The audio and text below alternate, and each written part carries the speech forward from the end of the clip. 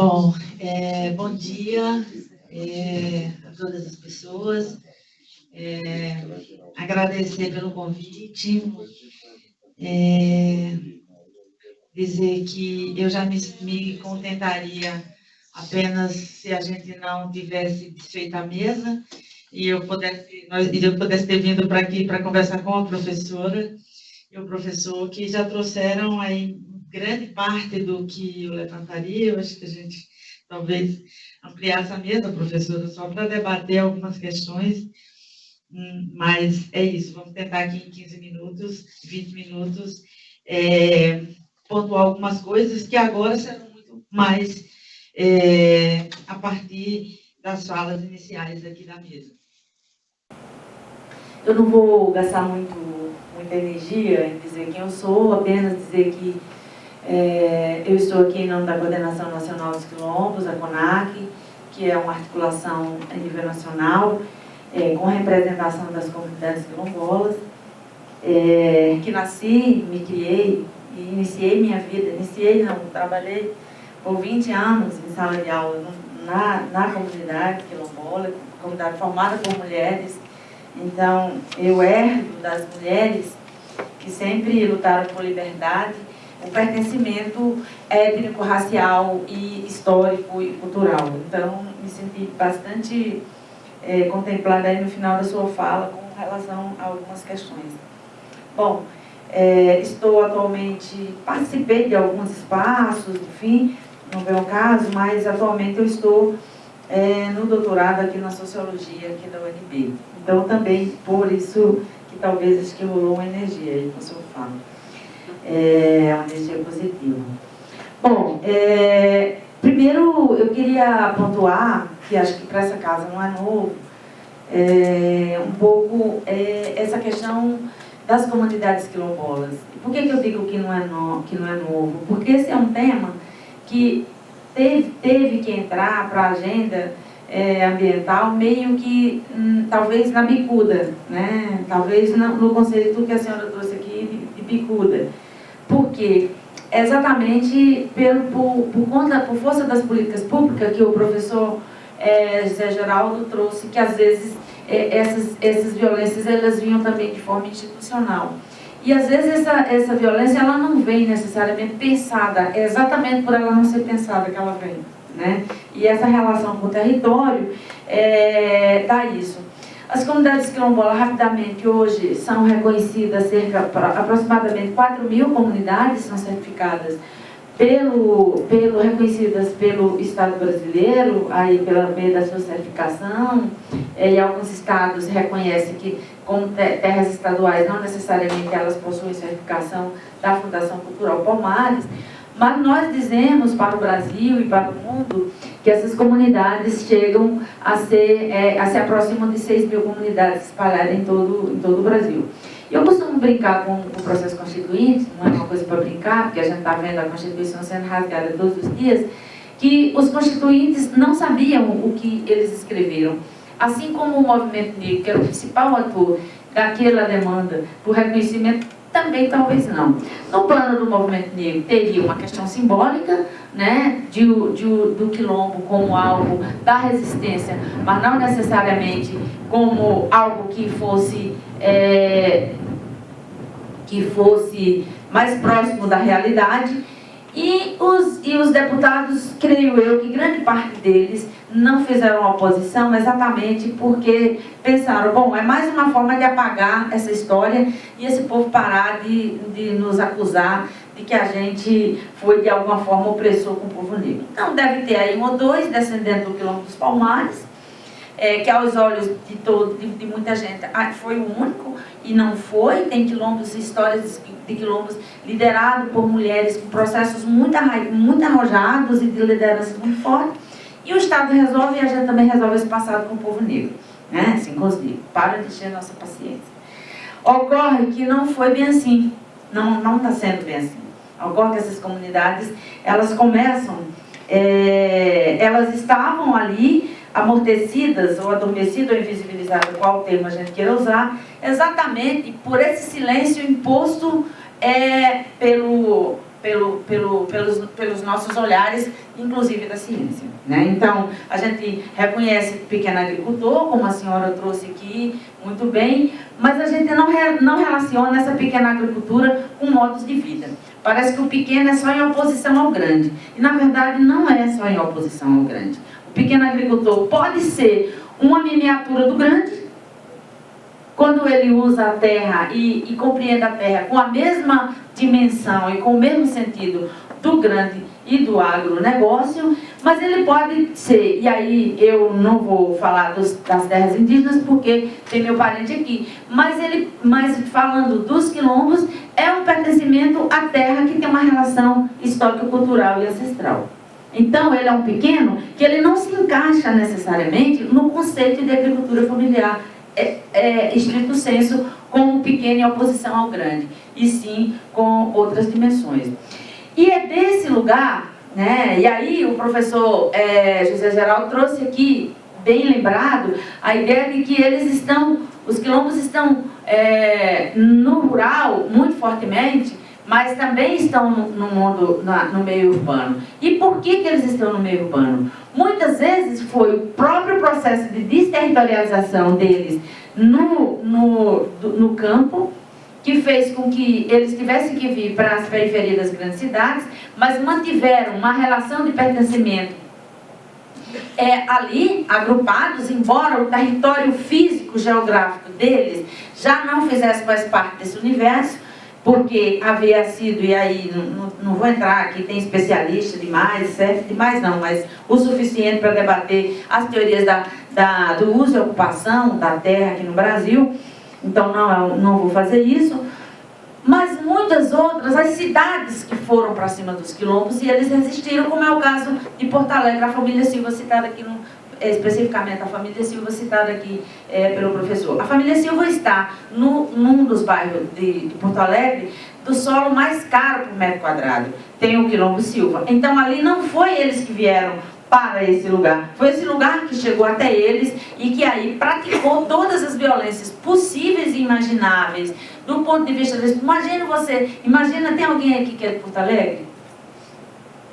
Tem uma pessoa. Imagine o que é você, uma comunidade quilombola tida como atrasada para os olhos da ciência, e é assim que os tratam, ficar no pedaço mais caro de Porto Alegre. Isso é a família Silva.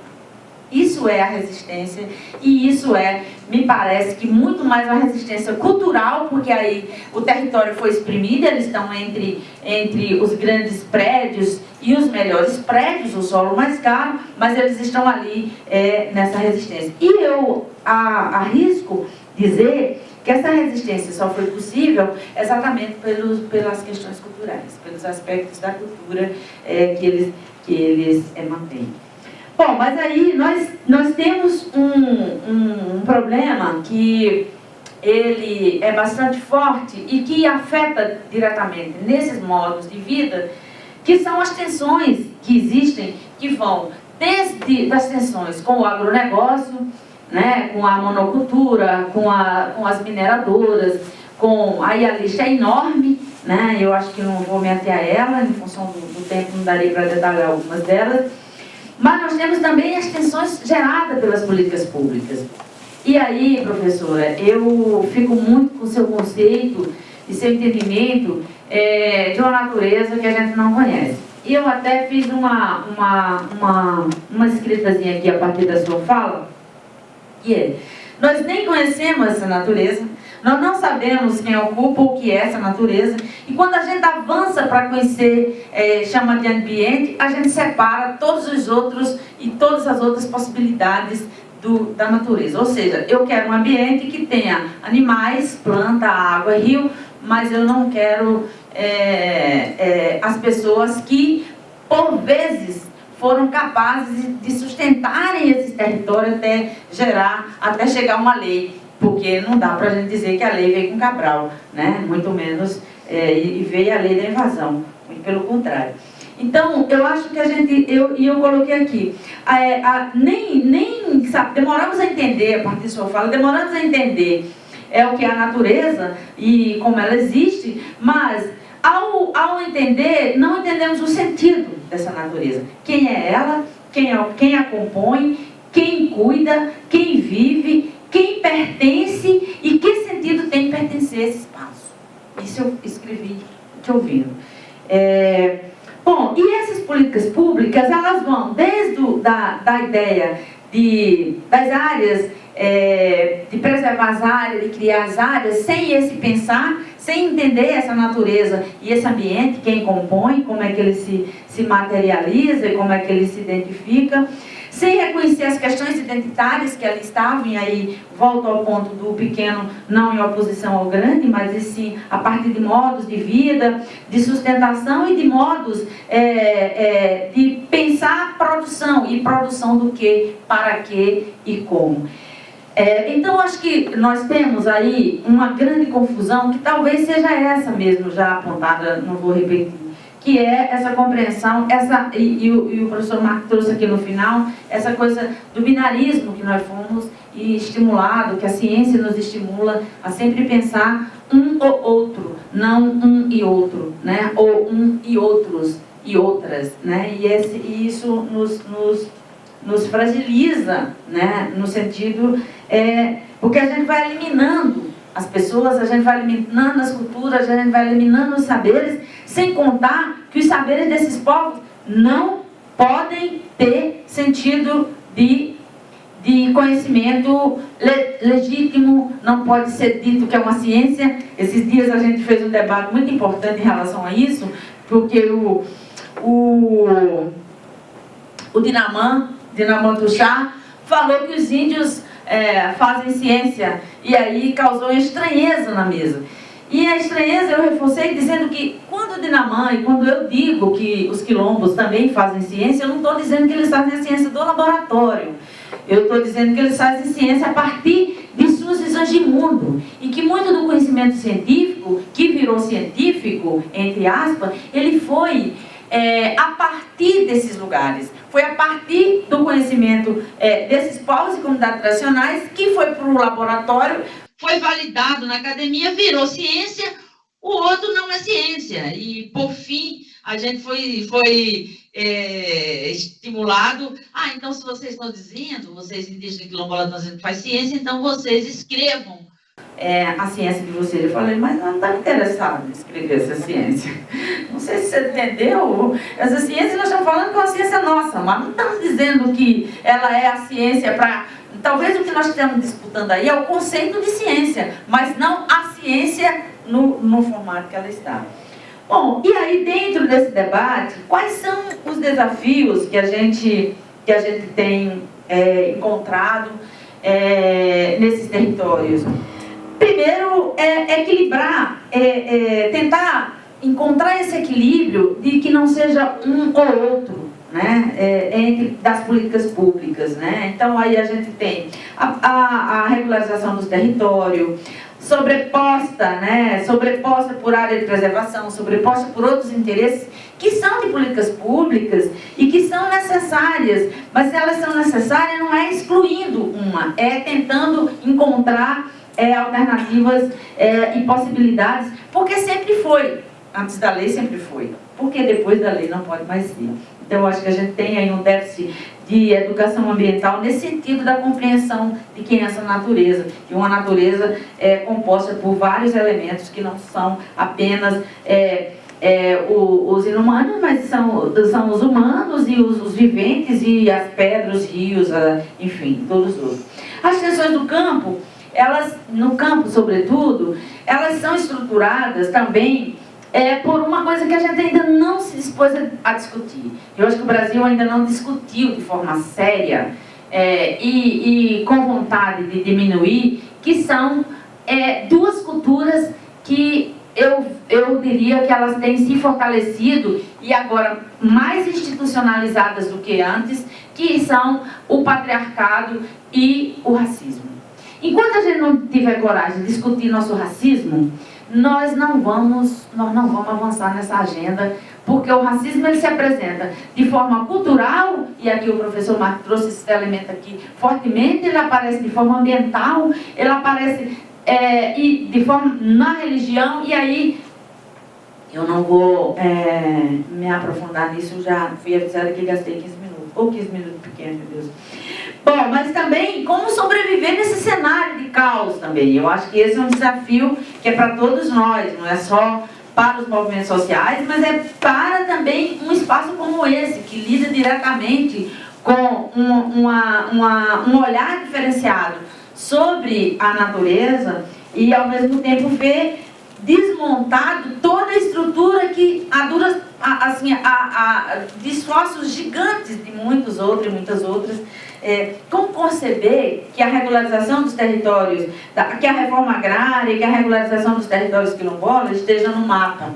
Para mim, é a raposa cuidando do galinheiro. Literalmente, a raposa cuidando do galinheiro. Uma outra questão que me parece importante é que dentro dessa defesa, dentro desse contexto, nós temos muitas hierarquias. Eu acho que o tema das hierarquias entre nós, entre as políticas, elas são muito fortes. A nossa compreensão, por exemplo, os biomas, por exemplo. A caatinga é o bioma subalterno a todos os outros biomas.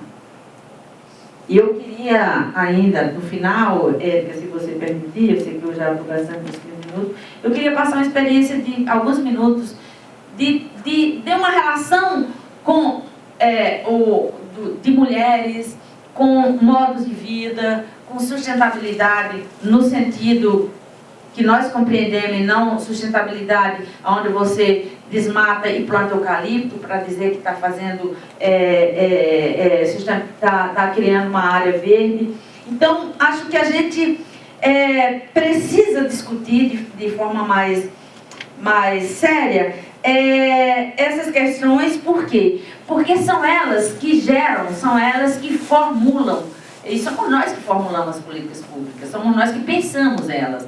E, ao mesmo tempo, nós que eu digo, principalmente, forçado ou estimulado, talvez a palavra mais correta seja estimulado, pelos movimentos sociais, mas quem está na estrutura do Estado é quem termina sendo a pessoa que vai redigir ou que vai escrever. Depois vem um parlamento que desconhece seu próprio umbigo. Então, nós lidamos com muitas contradições, com muitas compreensões de mundo, com muitas visões, e nós estamos, no Brasil, num momento em que tudo que tem relação com o povo, tudo que tem relação com gente, tudo que tem relação com os pequenos, não oposição ao grande, mas os pequenos, que eu diria que não são pequenos, eu diria que pequena é uma nomenclatura que não caberia para os territórios indígenas, para os territórios quilombolas, dada a quantidade de saberes e de possibilidades de vida que existe nesses lugares, mas mesmo assim, compreendendo esse conceito, não da forma como ele é posto, mas dizendo que nós estamos vivendo um momento em que a tentativa de apagamento desses sujeitos e dessas sujeitas não é somente do ponto de vista biológico, mas é sobretudo cultural. Porque quando você desterritorializa uma comunidade, quando você tira dela o direito dela lidar e pertencer ao território da forma como ela compreende, da forma como ela se entende, você também está matando ela mesmo que ela fique viva. E acho que não sei se a senhora foi o professor que falou dessa morte, que não necessariamente é a morte biológica. Eu queria que o professor Marco estivesse aqui, porque depois ele me trouxe uma memória para dizer como esse imaginário que não está escrito na ciência, que ele traz lembrança. Quando ele brincou aqui com a lavandeira, depois eu lembrei por que a gente tinha tanta alegria dela passar perto da nossa casa. É porque tem uma reza, um bendito, como a gente chama lá, que rezava quando morriam as pessoas. Rezava muito, rezava a noite toda, rezando para E tinha um que a letra era assim: lava, lavandeira, eu não vou me recordar bem, era muito, e pedia para ela lavar aquela alma, aquele morto, como ela lavou os panos de Nossa Senhora. Olha que, aí agora eu lembrei, ela passava perto e tinha o sentido de beleza, de limpeza, mas é porque ela tinha lavado os panos de Nossa Senhora. Então, Eu acho que nós estamos precisando não virar indígena, não virar quilombola, não virar tradicional, não é isso. Mas é compreender como a própria ciência não é única. O campo não é único, os povos não são únicos, os sujeitos não são únicos, as visões de mundo não são únicas, nós não temos uma história única e nós não temos um Brasil único. Meu tempo acabou, espero no final poder passar o vídeo ali, se ainda for possível. Muito obrigada. Já tá. Hey Ana, hey a, hey yo. Hey Ana, hey a, hey yo. Hey Ana, hey a, hey yo. Oi Ana, Ana, oi Ana.